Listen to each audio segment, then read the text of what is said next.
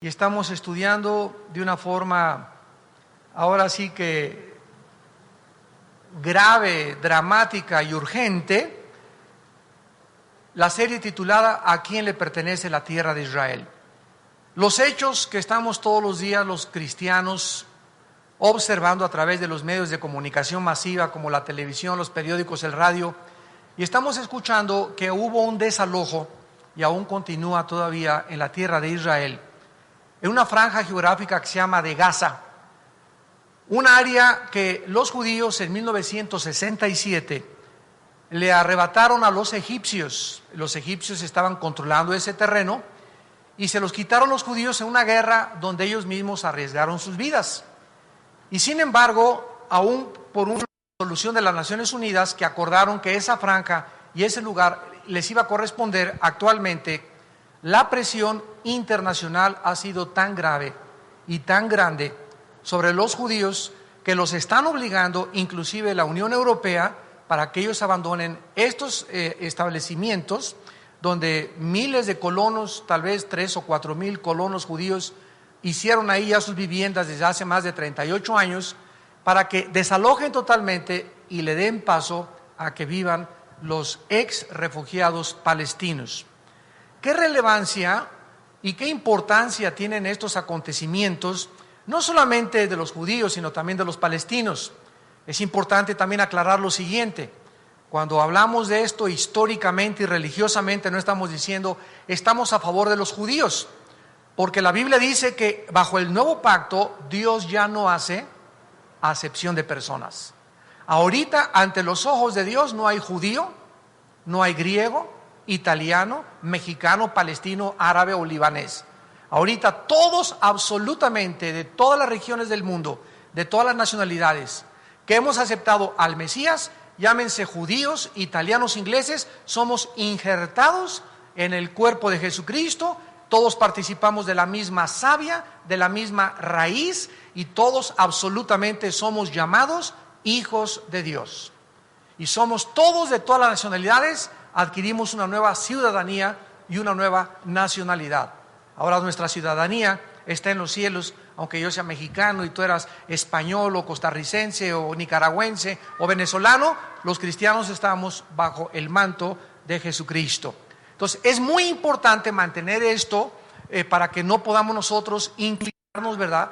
Pero al mismo tiempo de que los judíos ahorita Dios ya no los considera la nación elegida, etcétera, etcétera, de acuerdo a las páginas de la Biblia, históricamente Dios les dio esta tierra a ellos, pero les dijo claramente a los judíos que si ellos permanecían en su pacto, ellos podrían permanecer en la tierra y ubicar la tierra como una residencia para que pudieran ser protegidos por Dios. Veamos estas verdades en Deuteronomio 29, Deuteronomio capítulo 29, versículo 24 al 28. Veamos la advertencia que Dios les hizo, y esto es relevante, repito antes de leerlo, porque lo estamos contemplando con nuestros propios ojos. Los judíos regresaron el 14 de mayo del 48 a su tierra, después de más de 2000 años que perdieron su sistema nacional, su sistema ritual religioso, y ante los ojos de los seres humanos del siglo XXI que somos nosotros, estamos viendo que hace miles de años los profetas hebreos claramente predijeron lo que está aconteciendo siglos después. Y estamos viendo cómo las promesas de Dios se cumplen. Y este desalojo de los judíos, esta opresión que siguen teniendo desde que llegaron en el 48, no han podido vivir en paz. Y esto es nada más que la palabra de Dios se cumple, alertándonos a nosotros, la iglesia, que si Dios, aun cuando no ha terminado con ellos, y dice la Biblia que los va a restaurar cuando venga Cristo otra vez, si Él cumplió su palabra con ellos y les advirtió y está sucediendo lo que les sucedió, cuánto más a nosotros, que estamos bajo un mejor pacto, un mejor sacerdocio y que tenemos un mejor tabernáculo. Entonces todo esto sirve, como dice 1 Corintios 10, para nuestra enseñanza. para que no forniquemos como ellos fornicaron, para que no nos vayamos tras la diosa del sexo como ellos se fueron, para que no nos vayamos tras el dios del dinero como ellos se fueron, para que nosotros no hagamos las cosas que ellos hicieron. Y ahorita lo que está sucediendo tiene un significado profundamente teológico. En Deuteronomio 29, versículo 24, Dios les dijo a los judíos: mas aún todas las naciones dirán.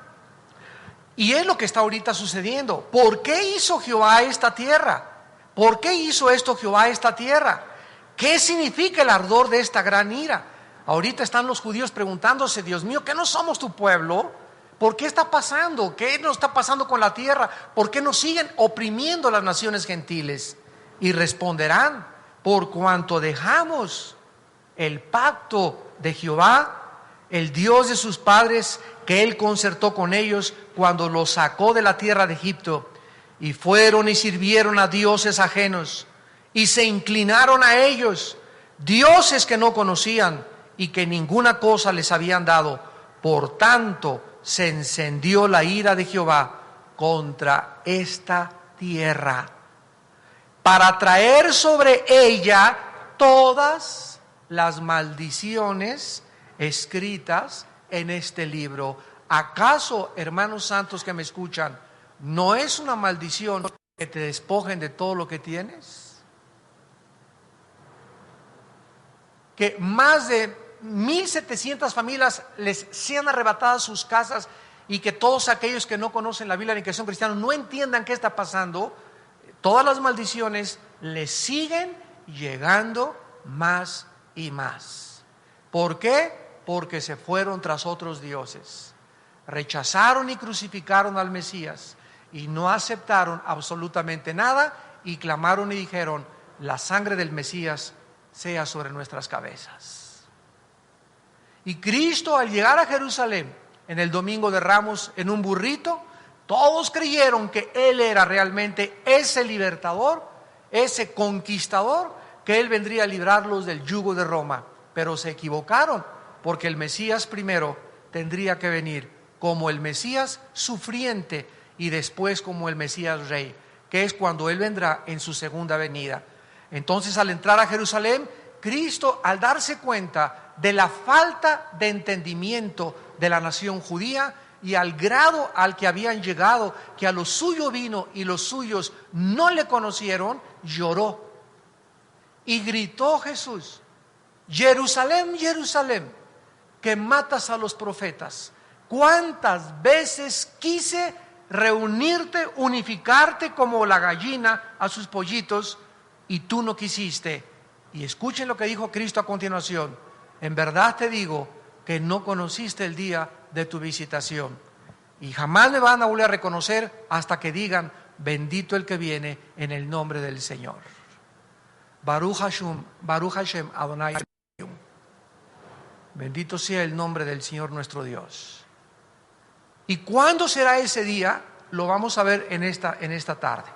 Vemos pues que aun cuando en este pacto mosaico palestino se les prometió la disciplina y se les advierte que si se alejaban de Dios y se iban tras los dioses y la idolatría, también al mismo tiempo Dios en su gracia les promete la restauración.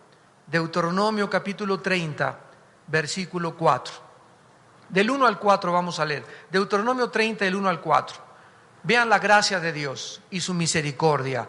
Sucederá que cuando hubieren venido sobre ti todas estas cosas, la bendición y la maldición que he puesto delante de ti, y te arrepintieres, Santo Dios, en medio de todas las naciones a donde te hubiere arrojado Jehová tu Dios, y te convirtieres a Jehová tu Dios, y obedecieres a la voz conforme a todo lo que yo te mando hoy, tú y tus hijos,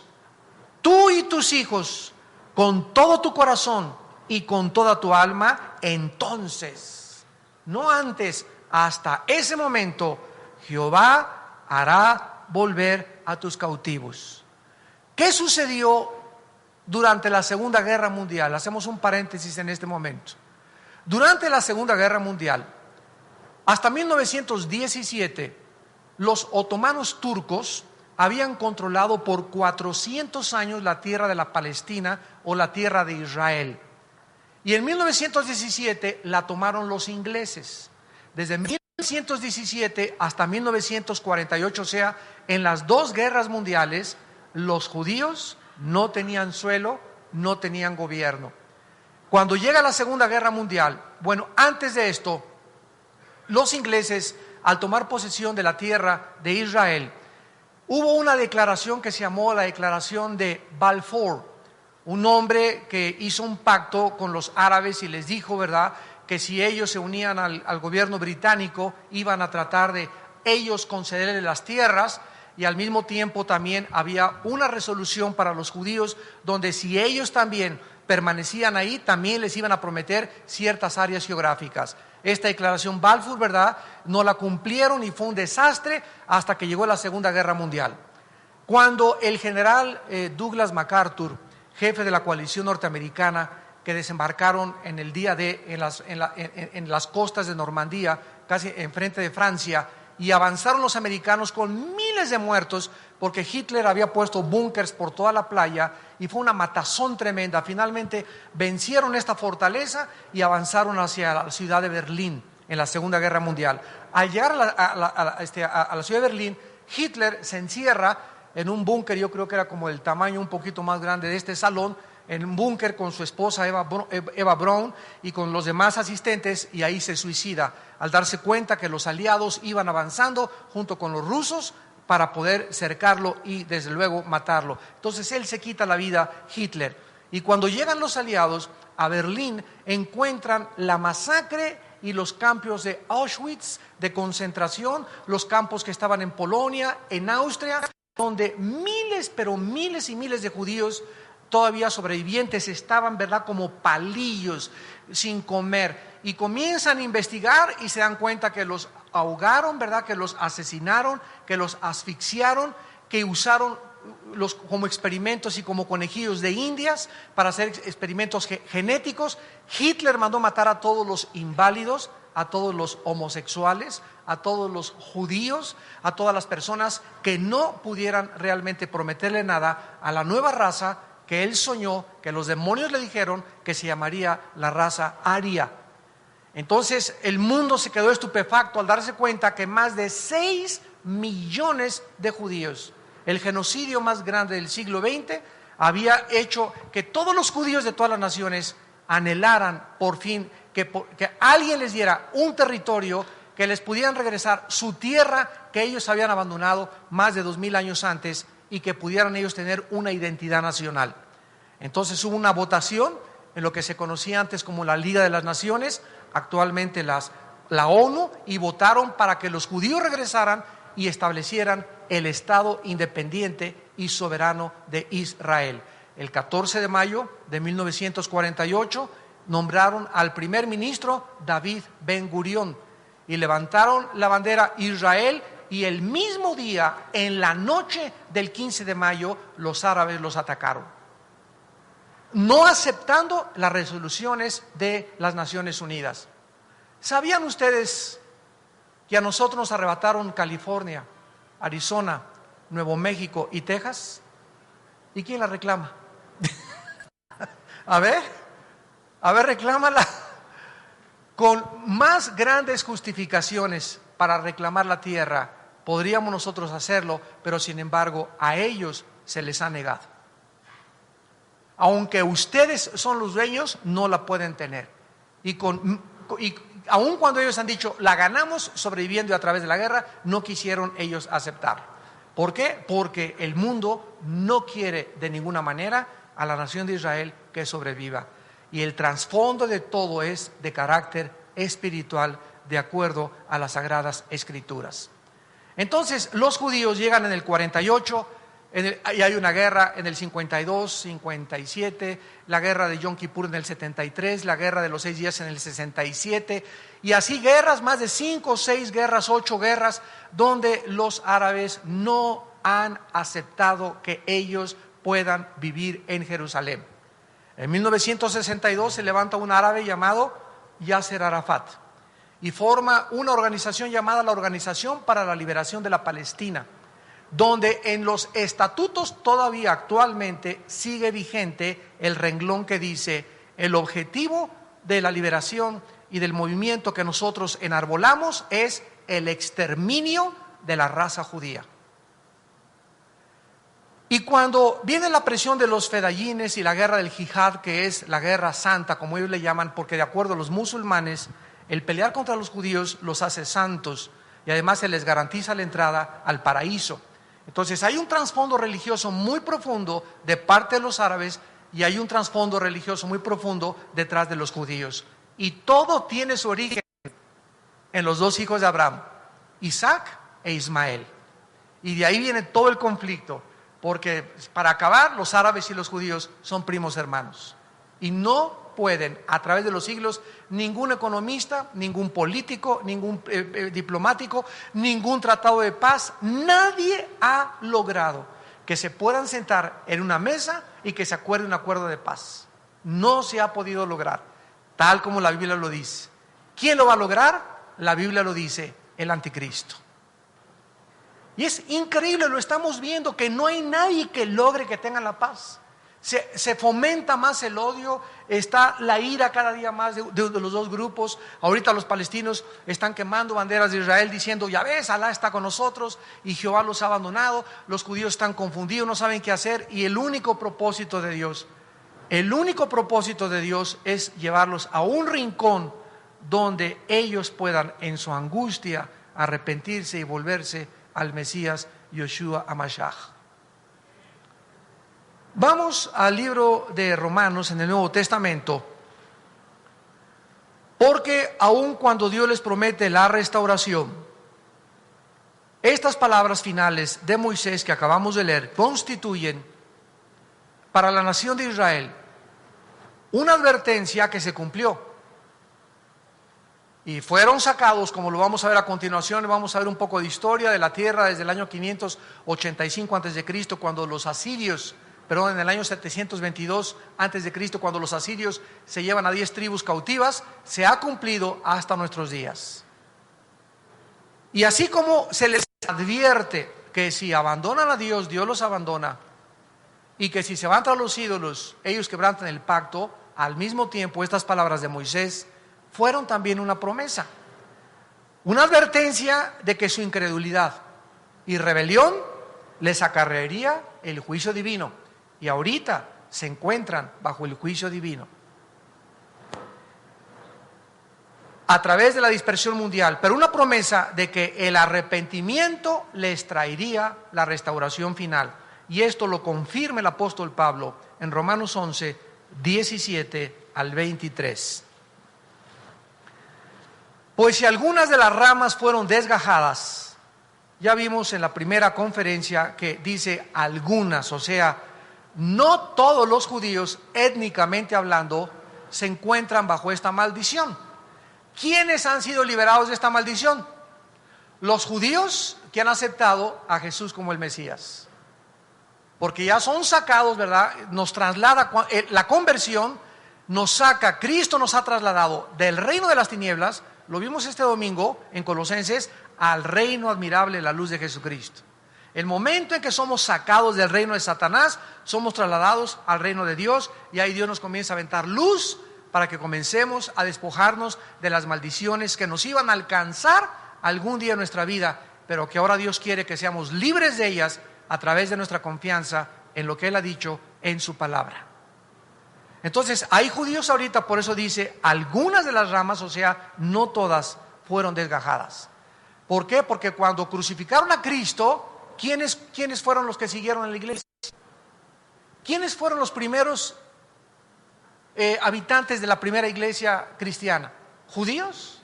Eran todos judíos, los apóstoles todos eran judíos, Cristo era judío, Pablo era judío, Bernabé era judío, todos eran judíos. Y durante casi un siglo, ¿verdad?, la iglesia fue formada de puros judíos. Después viene en Hechos 10 la conversión de los gentiles, donde los judíos se espantan y dicen: ay, hasta los gentiles también están recibiendo al Espíritu Santo. Y tuvieron que hacer una reunión todos los apóstoles en Hechos 15 para discutir si realmente ahora era un nuevo pacto, una nueva conformación del Espíritu Santo y acordaron de que a los gentiles que se convirtieran no se les obligara ni circuncidarse, ni guardar el Shabbat, ni hacer ninguna cosa que se les obligó a los judíos, sino que únicamente se les prohibiera la fornicación y beber sangre. Son los dos únicos mandamientos que se nos impusieron a nosotros bajo el nuevo pacto como gentiles. Y esto es absolutamente maravilloso cuando nosotros comenzamos a escudriñar la palabra de Dios, y nos dice el versículo 17: y tú siendo olivo silvestre. ¿Quién es el olivo silvestre? Nosotros los gentiles, los que antes no éramos el pueblo de Dios.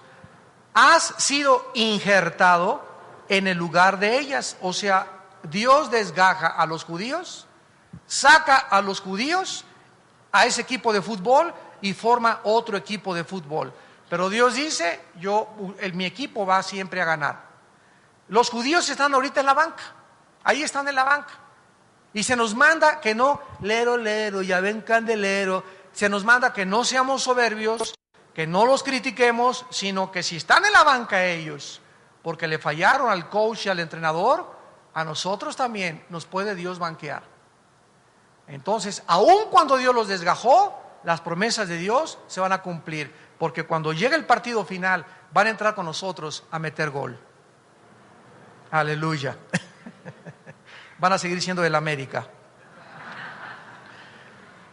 Hemos sido injertados en lugar de ellos y hemos participado de la raíz y de la rica savia del olivo. ¿Qué significa esto?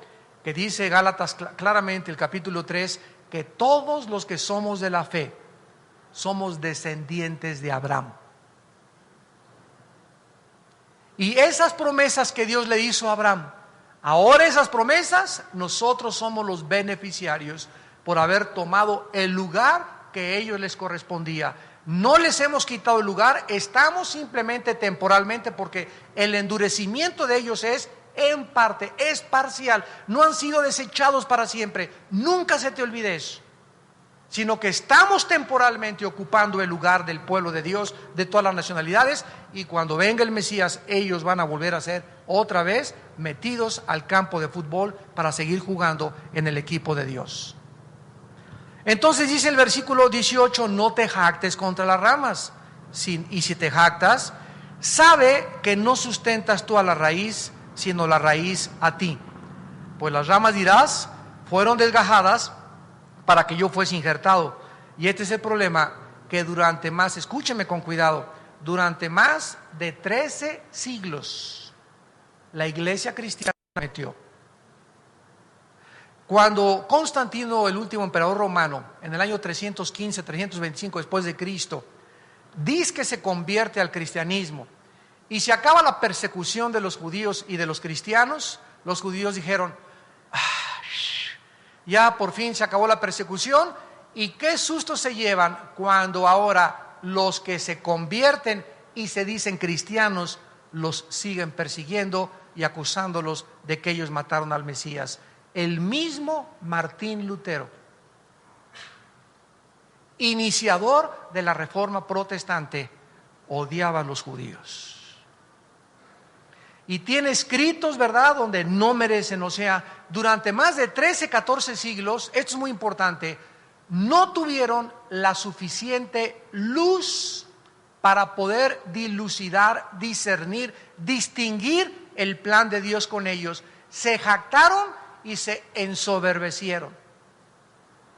Y llegamos a 1910, cuando comienza a formarse la primera iglesia presbiteriana en México. Los metodistas llegan a Tabasco, llegan a Guerrero. En 1530 llegaron a Estados Unidos los anabautistas a las costas de Rhode Island, en el estado de Virginia, y vemos cómo se forma la iglesia protestante y comienzan las herejías y comienzan los pleitos, se forman las denominaciones y llegamos al siglo XXI y nos damos cuenta que muchísimas de nuestras iglesias que nosotros llamamos cristianas están viviendo en tradiciones, en herejías, en pecado, en amargura, en rencor, tirándose lanzas unos con otros, y lo mismo que le pasó a las tribus de Israel nos está pasando a nosotros en el siglo XXI. Yo conozco hermanos míos en Cristo que están más orgullosos de ser bautistas o presbiterianos que cristianos. El otro día me encontré una señora que me dijo: yo soy bautista de nacimiento, soy bautista de vida y me van a enterrar en un cementerio bautista. Asústame. Le dije: el orgullo es que usted es mi hermana y no vea yo de qué denominación soy, si soy una para mí, que soy Amistad Cristiana o Calacuaya. Somos hermanos en Jesucristo todos. Somos las nuevas tribus del Señor. Y así como había la tribu de Zabulón y la tribu de Judá, ahora está la tribu de los presbiterianos, la tribu de los bautistas, la tribu de Amistad Cristiana, la tribu de nazarenos, ¿verdad? Somos tribus, porque todos tenemos una diferente bandera, pero nuestra bandera es la misma: Jesús.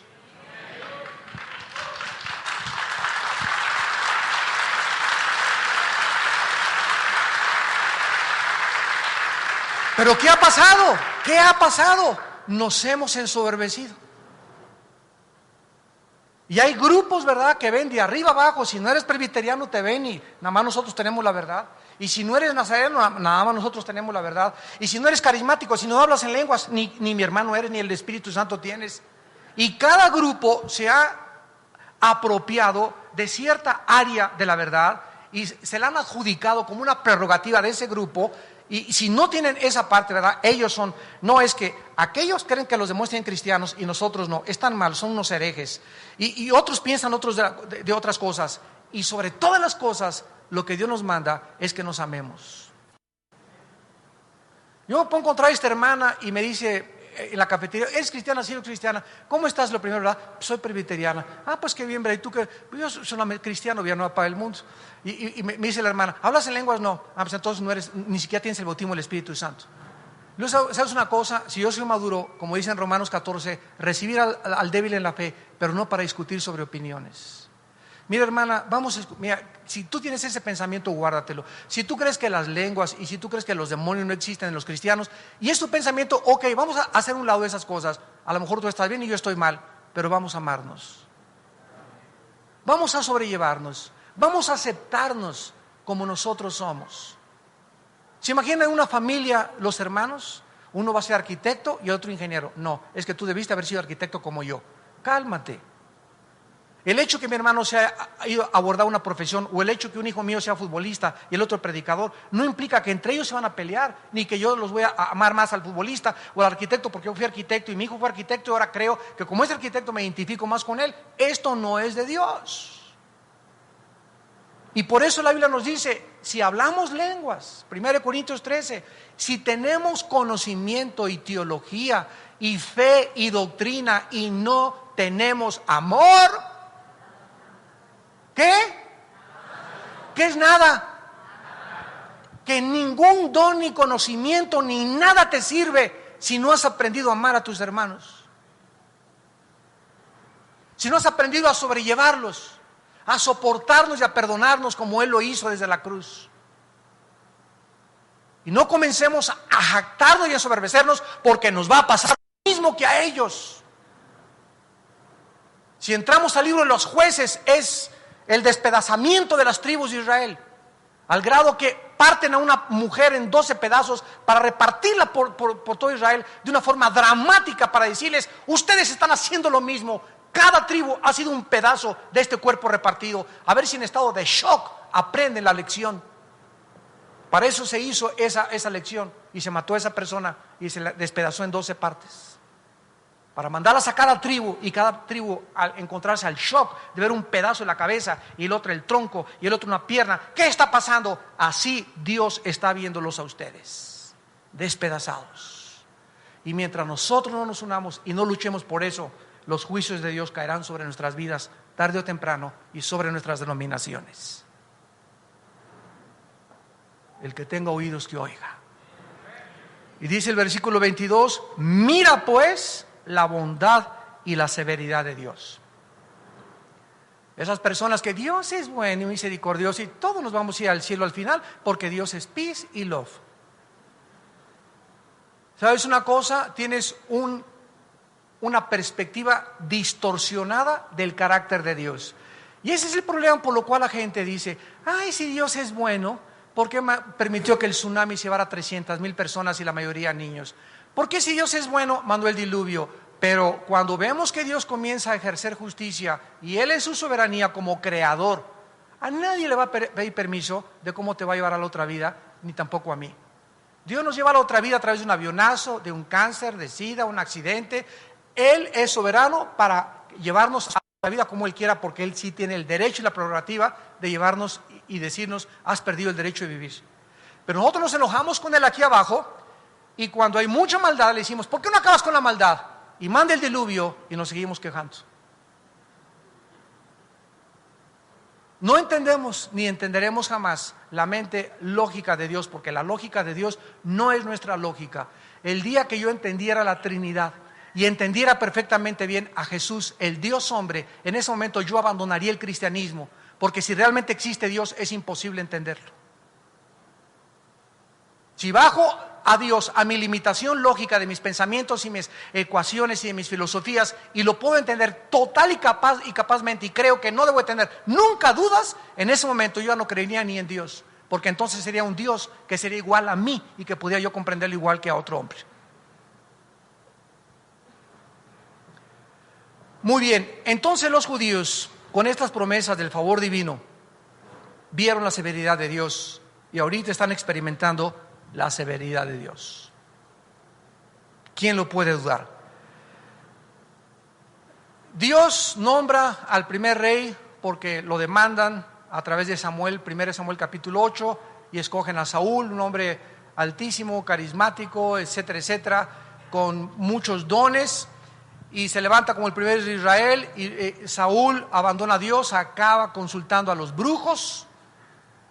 Muere en una guerra Saúl y levanta a Dios a un hombre conforme a su corazón, que es David. Después David es un hombre de guerra, reconquista Jerusalén, trae el arca de Jerusalén y le hace lo que le llaman la tienda del pacto de David, ¿verdad? El tabernáculo de David. Muere David, sigue Salomón, y Salomón reina casi durante 40 años de una paz perfecta y permanente. El hombre más sabio después de Cristo, nacido de una mujer, el rey Salomón. Y si no, léete Proverbios todos los días, para que veas cuánta sabiduría encapsulada se encuentra en Proverbios. Se muere Salomón y el reino de Israel se divide en dos. Y se hace el reino del norte y el reino del sur, Israel y Judea. Y entonces, a la muerte de Salomón, al dividirse el reino, comienzan la época de los reyes, que está narrado en el primer libro y en el segundo libro de los reyes, primero y segundo de Crónicas. Y todos estos reyes, la mayoría fueron apóstatas y malos, hasta que Dios se cansó entonces, y en el año 722 antes de Cristo, los asirios, el reino de los asirios, el imperio asirio, llega a Jerusalén y se lleva a 10 tribus cautivas a Siria. En el año 585, 110, 115 años después de los asirios, el rey Nabucodonosor, cuando ellos conquistaron a los asirios, se llevan a las últimas 2 tribus que quedaron en Jerusalén cautivas a servir a Babilonia.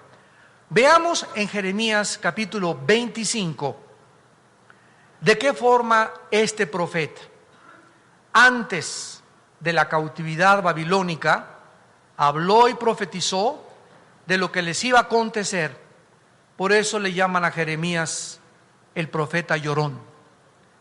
Y por eso después de Jeremías sigue otro libro que se llama Lamentaciones de Jeremías, donde Jeremías es un hombre que vive en la cautividad y que vive la destrucción. Y Jeremías comenzó a caminar por Jerusalén y vio a las mujeres embarazadas, muertas, a los niños muertos, la ciudad destruida totalmente, toda en llamas. Y entonces escribe el libro Lamentaciones de Jeremías, llorando profundamente de aquel que se decía el pueblo de Dios. Dios lo había juzgado más severamente que a las demás naciones de la tierra. Y en 1 de Pedro dice, el juicio comienza en la casa de Dios. Este es un tiempo, amados santos y hermanos en Jesucristo, hermanas en Jesucristo, este es un tiempo que estamos viviendo donde Dios está comenzando a purificarnos a todos.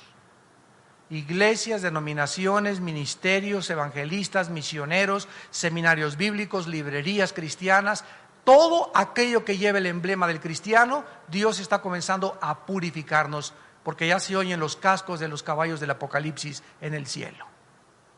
Y Dios viene por una iglesia sin mancha y sin arruga. Límpiense ustedes que llevan los instrumentos del Señor. Miren lo que Jeremías profetizó, versículo 8 al 11. Jeremías 25, del 8 al 11. Por tanto, así ha dicho Jehová de los ejércitos, por cuanto no habéis oído mis palabras, he aquí enviaré y tomaré a todas las tribus del norte. Dice Jehová, y a Nabucodonosor, rey de Babilonia. Vean esta, se podría decir, alineación. Al mismo tiempo que Dios dice, voy a tomar a mi pueblo, las tribus del norte, el mismo Dios es soberano para tomar a un rey que no es cristiano, que es gentil, que es pagano, para usarlo y castigar a su pueblo.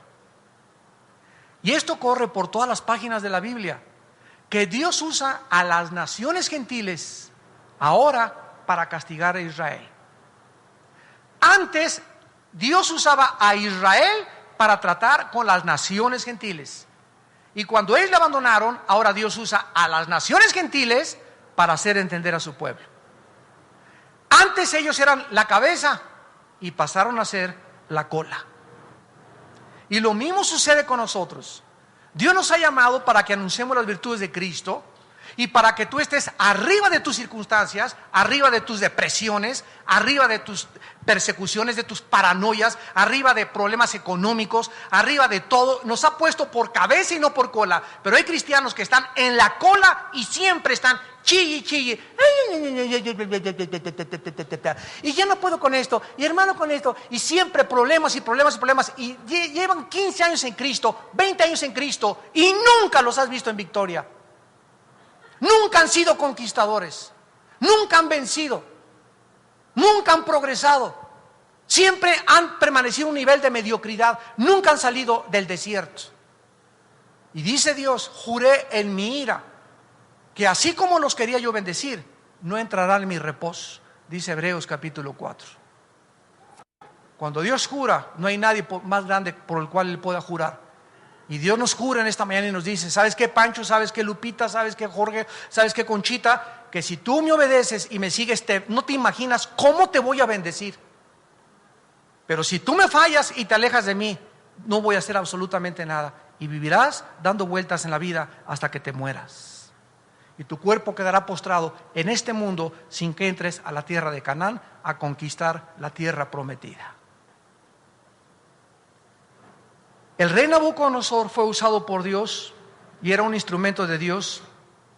Y miren cómo le llama a Dios, mi siervo. O sea que hay dos formas de servir a Dios, por las buenas o por las malas. Y este es un siervo a fuerza. Él ni sabía, Nabucodonosor, lo que estaba haciendo, pero era un instrumento de Dios. Y los traeré contra esta tierra y contra sus moradores y contra todas estas naciones en derredor, y los destruiré y los pondré por escarnio y por burla y en desolación, que dice a continuación, perpetua hasta nuestros días. Hasta nuestros días. Y haré que desaparezca de entre ellos la voz de gozo y la voz de alegría, la voz de desposado y la voz de desposada, ruido de molino y luz de lámpara. Y toda esta tierra, como lo vemos ahorita, será puesta en ruinas y en espanto, y servirán estas naciones al rey de Babilonia 70 años. Se profetiza exactamente el tiempo en que estarían cautivos. Y veamos en Jeremías 52. Increíble que el número de años de cautividad se les haya profetizado. Y en Isaías 52, versículo 12 al 14, en el mes quinto, a los 10 días del mes, que era el año 19 del reinado de Nabucodonosor, rey de Babilonia, vino a Jerusalén Nebuzaradán, capitán de la guardia que solía estar delante del rey de Babilonia, y quemó la casa de Jehová y la casa del rey y todas las cosas de Jerusalén, y destruyó con fuego todo edificio grande, y todo el ejército de los caldeos que venían con el capitán de la guardia destruyó todos los muros en derredor de Jerusalén, e hizo transportar Nabuzaradán, capitán de la guardia, a los pobres del pueblo y a toda la otra gente del pueblo que había quedado en la ciudad, a los desertores que se habían pasado al rey de Babilonia y a todo el resto de la multitud del pueblo. Y finalmente leemos en el libro de Daniel, está después de Jeremías, sigue Ezequiel y después Daniel. Bríncate 2 libros hacia adelante, capítulo 1. Y Daniel es de los que se pueden considerar el remanente. Siempre, dice Romanos, ha habido un remanente. O sea, siempre ha habido un grupo de judíos que obedecieron a Dios. Y fue muy pequeño. Y creo que también lo habrá en la iglesia. En todas las iglesias, presbiteriana, bautista, nazarena, amistad cristiana, calacuaya, no importa la iglesia como tú el nombre que le quieras poner. En todas las iglesias siempre hay pequeños grupos de verdaderos cristianos fieles a Dios, que lo aman con todo su corazón. Se les llama el remanente, y los demás puro cabrito. Dice Daniel 1, vean cómo comienza el libro de Daniel. En el año 3 del reinado de Joacim, rey de Judá, vino Nabucodonosor, rey de Babilonia, a Jerusalén y la sitió, y el Señor entregó en sus manos. ¿Quién estaba detrás de este sitio? ¿Quién estaba detrás de Nabucodonosor? ¿Quién estaba detrás de toda esta opresión? ¿Quién? El Dios. Dios. En México, ¿cuánta opresión hemos padecido durante más de 200, 300 años?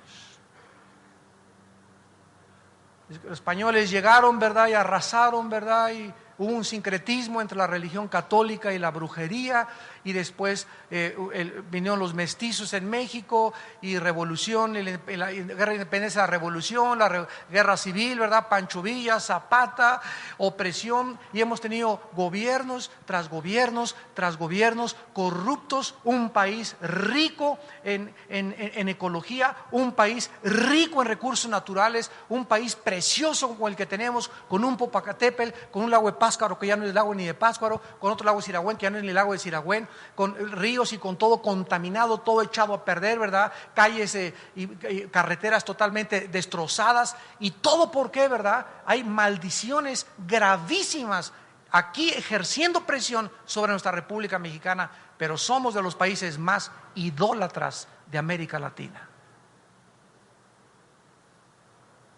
Y nosotros llegamos a creer que nuestras tradiciones y nuestra cultura es algo que debemos de preservar. Espérame tantito, si las tradiciones y la cultura llegan a la palabra de Dios, hacemos a un lado a Dios y le damos preferencia a las tradiciones, que en último lugar las tradiciones provienen de quienes, de seres humanos y no de Dios. Si mi papá y mi mamá me enseñaron a adorar a un Dios que ellos no conocían, y yo descubro que ese Dios no es el verdadero Dios, ellos ya no son responsables de mí. Yo tengo la libertad de decir: papá y mamá, ustedes se equivocaron, yo los amo, pero ustedes estaban equivocados en su religión. Yo he abrazado al verdadero Dios, vivo y verdadero, que se llama Dios el Padre y Jesucristo. Somos responsables cada uno de nosotros. A lo mejor ellos no tenían la culpa, y Dios no los va a juzgar con la vara con la cual nos va a juzgar a nosotros, que conocemos la verdad. Por eso tenemos que tener compasión de la gente a nuestro alrededor que vive en ignorancia. Pero ustedes, a nosotros se nos ha dado a conocer la revelación del misterio de la voluntad de Dios, dice Efesios capítulo 1. Vuelvo a repetir, a nosotros se nos ha concedido conocer el misterio de la voluntad de Dios. Qué privilegio tan grande nos ha dado Dios, de comprender lo que está pasando, por qué está pasando, cuáles son las raíces. No son económicas, no son educativas, no son políticas, no son que la pobreza, como dice el mundo y lo sigue alegando, son causas mucho, mucho más profundas que tienen su origen en el mundo invisible que nos rodea. Y tú y yo somos luces para alumbrar a nuestro alrededor. Oremos. Señor, te damos gracias porque tú eres el Dios de la historia. La historia no son hechos, eventos o sucesos coincidenciales o accidentales. Todo lo que sucede, las guerras, los golpes de Estado, los problemas de los países, se encuentran una razón espiritual. Porque es el mundo espiritual alrededor del mundo físico en el cual vivimos, de acuerdo a tu palabra, el que nos gobierna para el bien o para el mal. Bendito sea el Dios y Padre de nuestro Señor Jesucristo, que nos ha librado de la potestad de las tinieblas y nos ha abierto los ojos para que podamos ver lo que el mundo aún no puede ver, para que podamos entender las cosas del Espíritu, las cosas que para los demás son locura y no las pueden entender, porque las cosas del Espíritu se disciernen espiritualmente. Te damos gracias porque ahora somos sostenidos no por las fuerzas físicas del mundo, sino somos sostenidos por ti, Señor Jesús, mediante tu Espíritu Santo. Y no nos has dado un espíritu de temor, para que tengamos temor del hombre, para que tengamos temor de las circunstancias y menos temor de la muerte. Nos has concedido un espíritu de poder, de valor, de amor. Porque ahora clamamos, Abba Padre. Ahora te tenemos a ti por Padre. Y como los pollitos corren a refugiarse bajo de las alas de la gallina, así nosotros ahora no tenemos por qué recurrir al alcohol, ni a las drogas, ni al sexo ilícito para encontrar descanso y placer a nuestra alma. Cosas que nos dejan más vacíos cada vez que las practicamos. Ahora encontramos el agua de la vida, que es Jesús. De esa agua Jesús dijo, volverán a tener sed, pero el agua que yo les doy, ríos de agua viva saltarán dentro de tu ser para vida eterna. Tal vez en este momento hay muchos de ustedes, también los que nos están viendo por la televisión, que aún no tienen esta seguridad, esta luz, esta esperanza, este sentido y propósito para tu vida. Y yo te invito en este momento que estás escuchando las palabras de la Biblia a que le entregues tu vida a Jesucristo. Desde ahí, desde tu lugar donde tú te encuentres, en la cárcel, a lo mejor desde un hospital nos estás viendo, en la sala de tu casa, a lo mejor nos estás escuchando a través de un cassette o de un CD en el radio o en tu carro, donde quiera que te encuentres. En este momento entrégale tu vida a Dios diciéndole estas palabras: Señor mío y Dios mío, perdóname. Perdona mi ignorancia y las tinieblas en que he vivido. Ahora sé que tú eres real y que resucitaste de los muertos al tercer día. Creo que en esa cruz, hace 2000 años, tu Hijo Jesucristo, que enviaste a este mundo para salvarme y rescatarme de las tinieblas y de las maldiciones en que los hombres viven, mediante su sangre en la cruz derramada. Señor Jesucristo, creo que tú pagaste con tu sangre por mis pecados. Te pido que entres en este instante a mi vida como mi Señor y mi Salvador. Lávame con tu sangre más y más. Abre mi entendimiento y guíame a la vida eterna. Porque te lo pido y te doy las gracias en el nombre de Jesús. Amén.